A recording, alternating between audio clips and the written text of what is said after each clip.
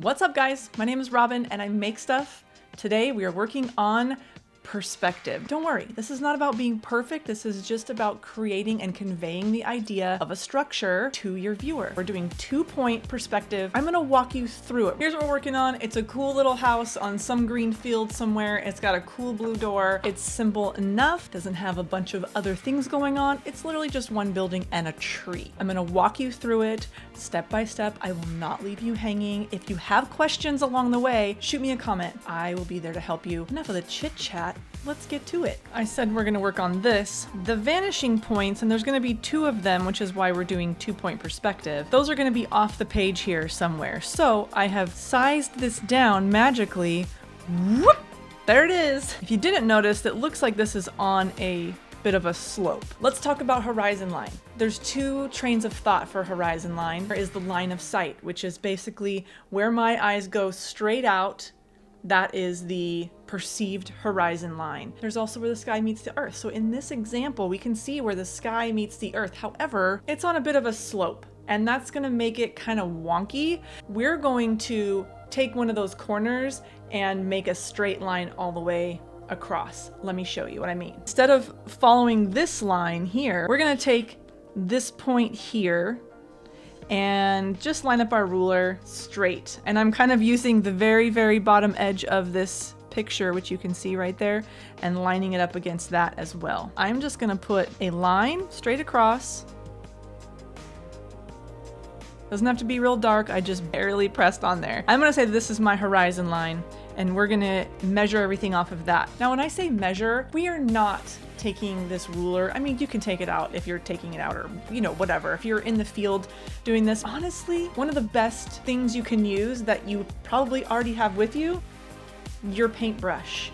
When you're out there looking, you can hold this, you can measure things by just kind of eyeballing with your fingers at a certain point and bringing that into your painting, laying it down, and then drawing a line from there. I'm not going to actually use any of the measurements on this ruler at all for this. Just trying to convey the idea of this cute little house thing with a blue door. Okay, let's get back to it. So I have the horizon line now. What I want to do is establish some vanishing points. You can see this line here along the bottom, or even if you're taking this brown line here, it goes at an angle. And then this roof line here also goes at an angle. At some point, these 2 come together and meet on this horizon line. So what I'm gonna do is line up this ruler just to get a straight line, and I'm going to go along the bottom there as close as I can.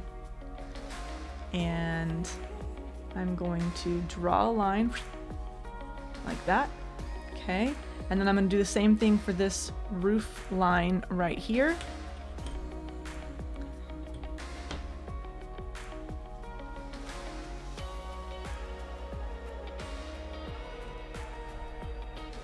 Now, those didn't actually meet. If I do this line, those also don't meet. No problem. This is a fantastic example of why we don't have to get so hung up on being perfect. If I were going to hand over some drawings to a construction crew or something, absolutely it has to be perfect. But because of what we're doing here, it's not a big deal. Let's get back to it. Let's make this line back here our actual horizon line, and I'm gonna follow the angle.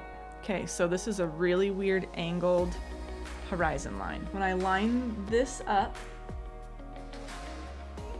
close enough, and then I line this up, well, what do you know? Those actually cross. This is where our vanishing point would be over here. We're looking for horizontal lines. The vertical lines are totally different. Those don't apply to the vanishing points over here on the horizon. All of your horizontal lines. We have this line here, and we have this line here, then we have the top of the door. I'm gonna try and line this up on the door. And look at that. Perfect. I'm going to show you exactly how to structure this on your paper, and then I'll roll into painting it. Going off of this, I think I'm going to try this angled line here. It's nothing crazy, just a little bit of an angle. So first of all, we want to establish the points. And again, nothing crazy, so we don't want to be like way up here. And you can eyeball this. I might have to go off my paper here. Oops. So there's my line. If we're standing back here, this corner is the closest one to us. This one right here is pretty far away. The one even behind that is further away. This one right here is the closest point. So we want to establish this line first thing. I'm going to take my trusty measuring tool. Well, let's see. I'm gonna go from here about that far. So I'm gonna put a little mark here.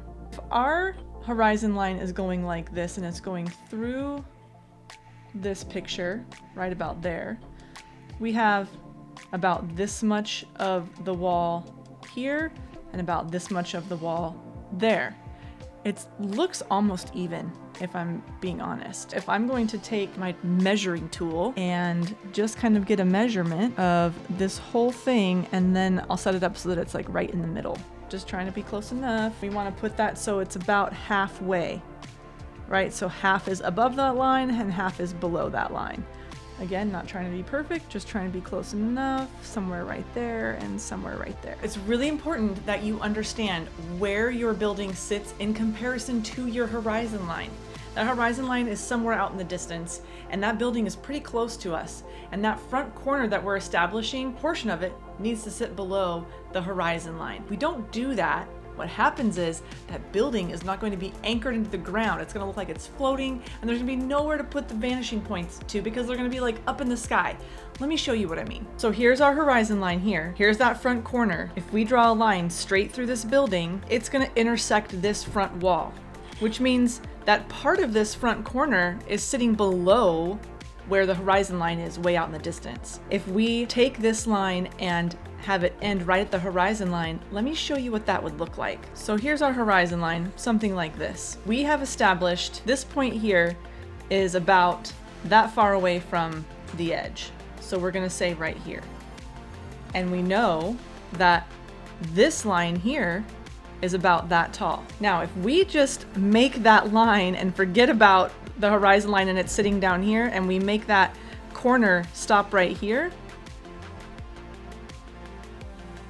and say that's where the corner of the house is, where does that corner go? The vanishing points that we established are somewhere on this line. If this point is sitting here and the vanishing points are down here somewhere, that doesn't work. The only way that really works is if you're on a very, very flat piece of land, like a city. It works great in cities. But if you think about places like San Francisco where things have rolling hills and very steep hills, it's gonna be different. You have to look at the situation that you're in, and we're referring to this particular photograph. In order to make it look like that, you've got to make sure that that corner is sitting below the horizon line, at least a little bit, to like anchor it into the ground there. So half is above that line and half is below that line. Just trying to be close enough, somewhere right there and somewhere right there. And I'm just using my ruler to make it pretty straight. We have our vanishing points that we're going to establish. I'm going to put one maybe right here, and I'm going to put one over here. Again, they're further off the paper. This is the closest wall. This point here, I'm going to draw a line to my vanishing point there. This point here, I'm going to do the same thing. And it doesn't need to be dark because we don't necessarily want it to show up. We just need it to be a guide. Okay, so a line there. And I'm going to do the same thing over here. Line that up with my vanishing point.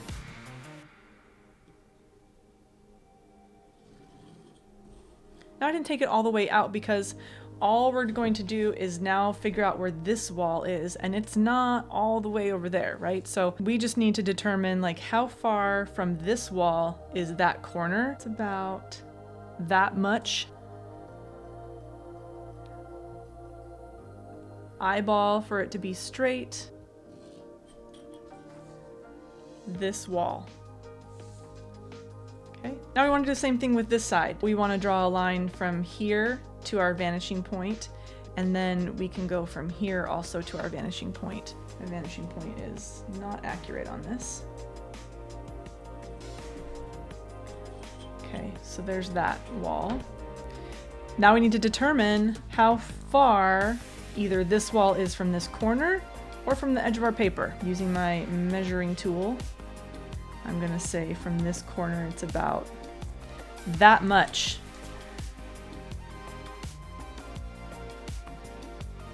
So somewhere right around there. And then we're gonna just eyeball it. I'm just eyeballing the spacing between the edge of the paper. Okay, and there's the edge of that wall. So now we can erase these extra lines here. We actually don't even really need the horizon line anymore. We just kind of need to know where our vanishing points are so that we just have the box drawn to perspective.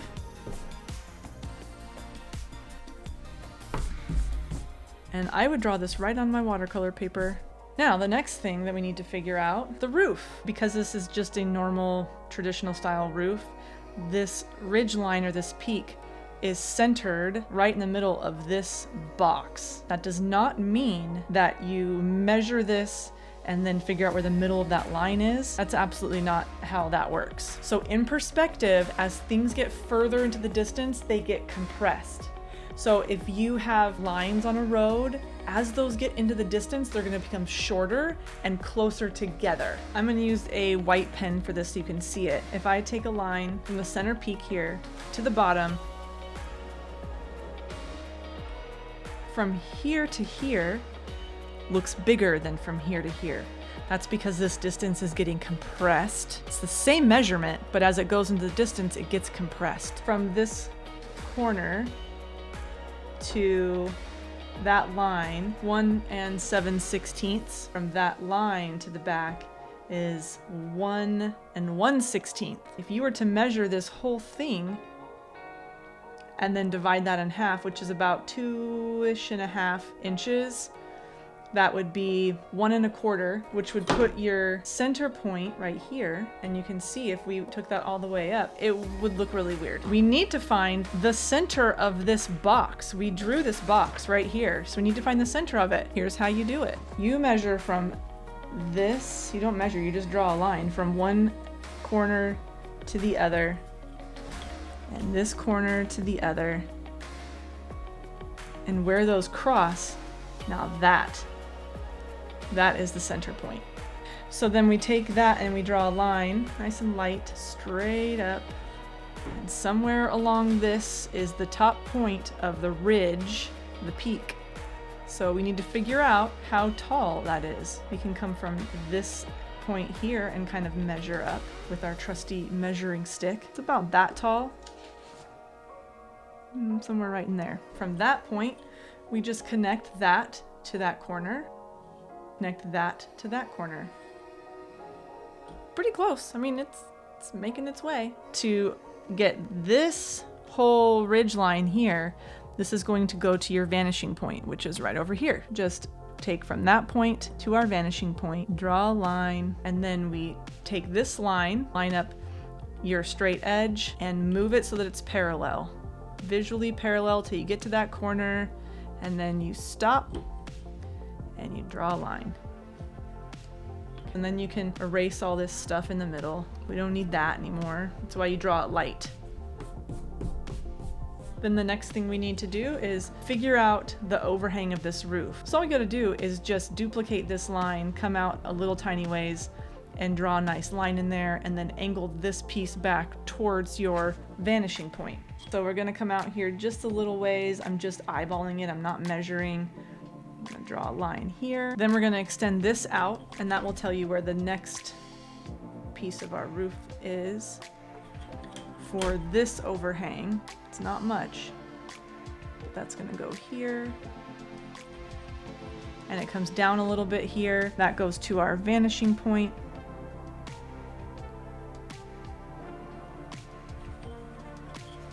And this would probably go out just a little further as well. These are all just details that you can decide to do or not do. It's kind of up to you. Okay, and then this line gets erased, and that line gets erased. the blue door. We just want to come over a little bit and come down a little bit from this corner. So in and over just a little bit. So somewhere right in this area, we're going to do a line that goes all the way to the bottom. Now this point is going to go to our vanishing point and extend beyond that. So somewhere right in here. Again, doesn't have to be perfect. Eyeballing. Okay, there's that. So then this part gets erased. Now there's a little bit of an inset here. So we're going to come in and draw another line there. And then this goes also to our vanishing point.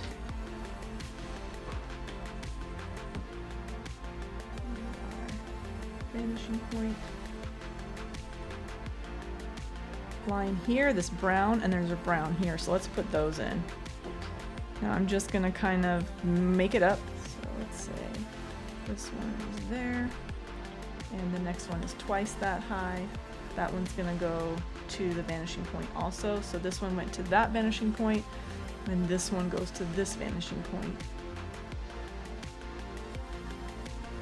And there's like this weird, I don't know what this is, a bench or something? This little section right here goes that way, and then this whole line goes this way, and it kind of juts out into the middle of this door. We're gonna just kind of draw a line into the middle of the door and maybe make it double thickness. This goes straight up and down, and then these kind of go this way. And this goes straight up and down, and that goes straight up and down. And then this, I mean, this you could literally just paint whatever you want to paint it and put some shadow underneath there, and it's not a big deal. You can see there's some sort of lip foundation here that comes out, and then there's also one here. We can just kind of eyeball that back to that, and that straight up and down right there on those corners.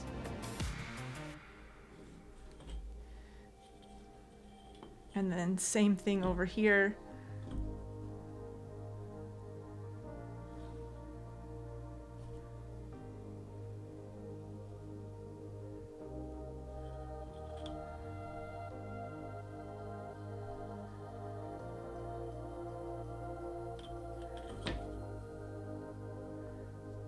Again, it does not have to be perfect at all.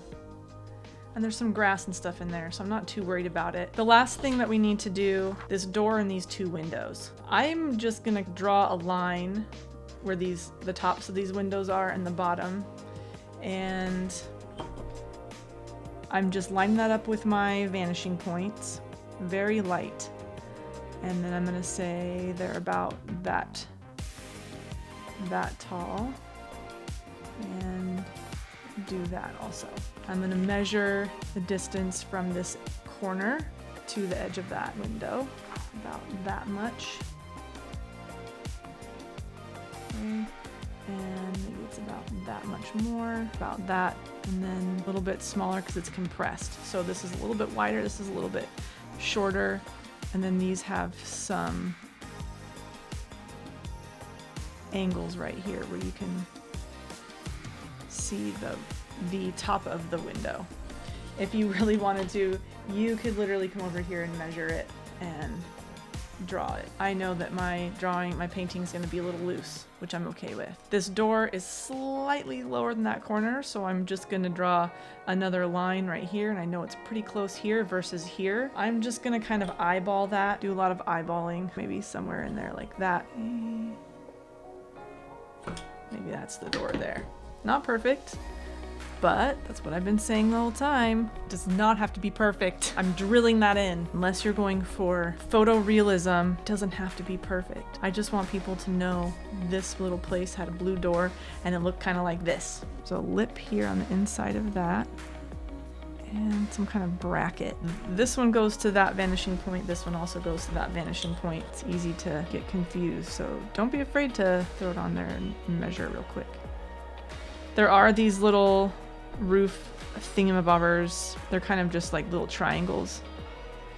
You can put those in there. We do have this kind of horizon line thing, and we have a tree over here in the corner. Now that you've got your house or your structure drawn on your paper, we're gonna get to the fun part of painting it. So again, this is why it didn't have to be perfect, because we're gonna go in there with some loose painting and just try to convey the idea of this structure. This part should be really fun, so let's get to it. First thing I do is tape my paper to my board. So I'm just taping it on there. I'm going to use this long round number 14 Princeton Velvet Touch brush. I'm gonna do my sky first, and for that I'm doing wet on wet, but being very careful around the drawing because I don't want that color to bleed into the roof. So I get my whole sky area wet, mix up some phthalo blue, ultramarine blue, and just start dropping that in here, leaving some white areas for clouds and just letting the watercolor paint itself. Don't overwork your watercolor. I know it's a temptation to move it around, but just drop it in there and let it do its thing. Once you've got the blue in there the way that you like it, you can come back with a little bit darker blue, which I did, or you can drop in some orange colors for some sunset, and I'm doing that on the lower end of my sky here, closer to the horizon, mixing a little bit into the blue. Now, if you do that, it's going to turn a little bit more gray, which is totally great. That is believable and it works really well. So a little bit of raw sienna and cadmium orange for this, and then I dried my paper fully before moving on. If you don't do that, then when you go to work on your structure, it's going to bleed into the sky. We want nice crisp lines for your roof line and the walls. I'm going to do an undercoat here of just a light kind of brown color. This house may appear like it's white, but ultimately there's some color in there. So don't be afraid to do that, very light color. And then on the other side, I'm gonna do a little bit warmer color, just very, very light. So mixing water into my colors, it will dry even lighter than this, which is what I want. Now I'm going to mix up a little bit of green and throw some of that in the ground area just to kind of block that color in. And for this, I mixed a bunch of different greens together, but really, really light, a little bit of blue around the base just to do that cast shadow because the sun is setting behind the structure, which means on the area closest to us on the grass, it's going to be darker. Now I'm mixing up more dark color here. I think if I did this over again, I would probably wait and do the tree at the very, very end. Either way, I did it now and it is what it is. So I went in a little darker than I really wanted to, and I will add some finishing touches to that. So I'm going to put some green in the roof line first, and that will allow me to put brown on top and let that moss show through. I also put in a little bit of shadow area underneath the roof overhang, and then kind of put some of that into the siding of the house. It's a very light color, very light blue gray. And I wanted to make sure, now before I go to this other side, I want to make sure that my paint is dry. I'm going to do some dry brushing, which means that my brush is dry. It has paint on it, but it's pretty dry. And I put my brush on the side and just kind of lightly glide it over the paper to create that texture. This works way better if you have a paper that has a rough texture. I'm using Arches 140 pound rough paper here. With that gray, I'm also kind of blocking in the dark shadows of the roof overhang. I'm going to continue to build on those as we go. So I decided that this round brush had kind of run its course, and I switched over to a flat brush. Flat brush works really well if you're doing architecture because there's lots of straight lines. With that flat brush, I'm now blocking in some of the areas, the roof overhang and then the painted areas where it's brown along the base of the structure. Also kind of blocking in where the foundation is and that just kind of lip around the bottom of the building. More brown paint around the side here of this wall and just kind of working that in so that I know where it's at, finishing up the foundation area while I have this color on my brush. And then kind of drawing in some nice straight lines to define those edges of the roof, more darks, and again, I'm just building and building and building. Don't be afraid to go a little bit lighter and then build your colors up. If you're real confident, you can go real dark right away, but that is not the game that I play when it comes to watercolor. just building on these colors. Now there's that little weird bench that's attached to the wall, and I left room for that. So let's work on this door. I mixed up like a turquoise, cobalt blue. Painting by shapes is kind of the way to go. And then I got a smaller flat brush, 1/4 inch, and this will work great for some of the smaller areas like these little windows on the left-hand side of the building. I just kind of went in there with an under layer and let that dry. And then back over to working on this bench, defining the light area of the bench by building darks around it, as you can see. Now you can see the moss on the roof. There's some texture on that roof, and I'm going to define that with some dry brushing of brown and just kind of imagining where that vanishing point is, and all of those little shingles should go to the vanishing point. That's why this is important, in understanding 2-point perspective and knowing where all the horizontal lines are going to go to. So the roof has a little bit of this raised ridge here, and I'm just using my brush to define those shapes. And then just using watered down brown for the rest underneath, and then I will just continue to build that with darker colors. I added raw sienna here just to give some lighter browns and change the tone so it's not just all the same color. And continuing to define those shingles that kind of run along the ridge. That's really important. It's a really cool detail. Working those shadows in underneath. I really didn't love my first pass at that. Luckily, it's going to dry a little bit lighter, but I had some phthalo blue on there, which is a staining paint, and it doesn't come out. So I just rolled with it. In the end, it'll work out just fine. Now you've got these little beams that are holding up the roof, and I just use the shape of my brush to define those. They're kind of like little triangles. Now working in some of these darker colors around the shadows of the windows and the edge of the roof and the doors, and just building up the darks as I go. And we'll get darker and darker and darker. And then putting some more shadow underneath that bench. You want to pay attention to what areas are drying, and don't overwork what you're painting on. The more you continue to add water to it, the longer it's going to take to dry. You're going to really overwork your paper, and it's going to stress it out. So work on a little bit, let it dry, move on to another area. I'm going back to the roof now. The roof was pretty dry, so I added some more darker texture in there, and you're really starting to define the shapes of those shingles and the idea that there are shingles there. And I added a little bit of texture to this door. I could see that in the top there was some paint scraped off, so I kind of left that a little bit lighter. And then there's definitely some warmer colors along the base of the foundation. I also threw some of that into the siding, and then went back to the other side with dark color, and just continuing to dry brush in there and define some of that texture of the peeling paint.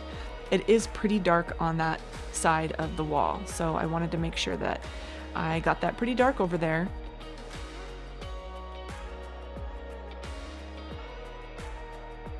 And then adding more shadow to the turquoise door, and more definition in the roof, more shadows on the door, more texture, and just building and building and building. There's also these brackets that are on this door, and so I'm kind of working around those. I can also lift out the paint to define those even more. So it was okay that I kind of went in there, and I'm going back to my round brush just for some really tiny little details, also lifting out some of what I paint so it's not so harsh. Defining more of the bench by just adding those darks underneath there. It's really starting to pop and feel like it's coming out from the wall, which is awesome. And then let's lift out, now that paint is dry, these brackets that are on this door, which I think works really well. You just get a clean brush, dry it off, and move that paint back and forth, continuing to clean your brush off, so you're not continuing to move the paint around. And then I put some really bright green in here. It's just a rich green gold, and got that in there, then added some darker greens like perylene green in there, and then started to do some wisps of grass. And then blue is always the go-to for shadows. So I threw some ultramarine blue in here. It's pretty bold, but in the end, I think it works out really, really well. It's gonna dry a little bit lighter. And then while the paint's wet, I'm just working some little brush strokes to define some grass. I'm also going to come in with my credit card and do some scratching. I'm going to move the paint around a little bit while it's still wet, while also in some areas lifting that paint out to show some lighter areas of the paper underneath. Got some raw sienna and threw that in there just for some warmth in these like drier areas where the grass is. Greens, and while it's still wet, just throwing more color in there so it can paint itself a little bit.